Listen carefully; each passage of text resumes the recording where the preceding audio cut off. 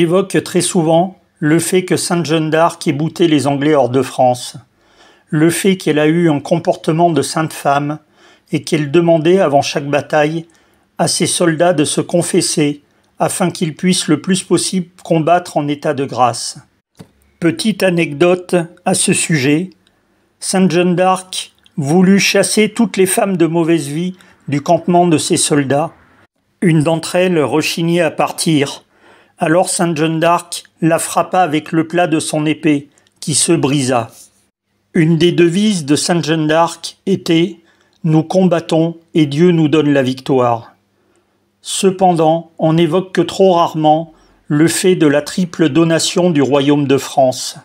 En effet, peu avant le sacre de Charles VII à Reims, le 17 juillet 1429, Jeanne, par un pacte officiel et public, renouvelle le pacte conclu entre Dieu et le royaume de France naissant à Reims en 496, date du baptême de Clovis. Qui connaît aujourd'hui ce qui s'est passé le mardi 21 juin 1429 à 16h à l'abbaye de Fleury-sur-Loire, appelée ensuite Saint-Benoît-sur-Loire. C'est pourtant là qu'a lieu un événement central de toute l'histoire de France. Alors que la confusion la plus grande règne en France, Dieu se manifeste à notre nation.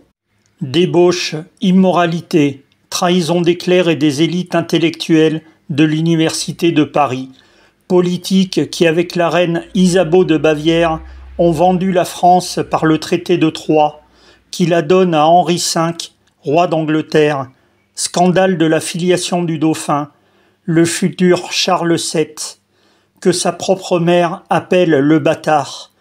Tout semble annoncer la disparition de la France, fille aînée de l'Église. C'est alors que Jeanne dit à Charles « Sire, me promettez-vous de me donner ce que je vous demanderai ?» Le roi hésite puis consent.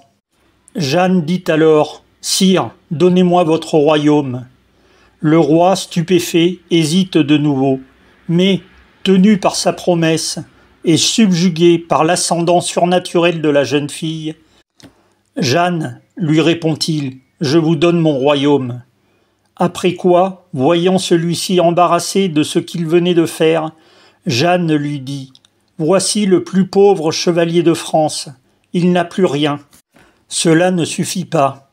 La pucelle exige qu'un acte notarié en soit solennellement dressé et signé par les 4 secrétaires du roi. « Notaire, écrivez, dit la pucelle inspirée. Le 21 juin de l'an de Jésus-Christ 1429, à 4 heures du soir, Charles VII donne son royaume à Jeanne. Écrivez encore, Jeanne donne à son tour la France à Jésus-Christ. Nos seigneurs, dit-elle d'une voix forte, à présent, c'est Jésus-Christ qui parle. Et un miracle se produisit, Jésus-Christ emprunta les cordes vocales de la pucelle et dit « Moi, Seigneur éternel, je la donne au roi Charles. » Que signifie cet événement capital? Que ce dauphin, que la République maçonnique nous présente comme un indécis et un demeuré, voire le digne fils d'un fou, mais que ses contemporains appellent le bien servi, ce qui signifie qu'il savait juger les hommes, montre en cette occasion une foi extraordinaire en la providence. Toute sa vie est d'ailleurs un exemple remarquable de roi très chrétien.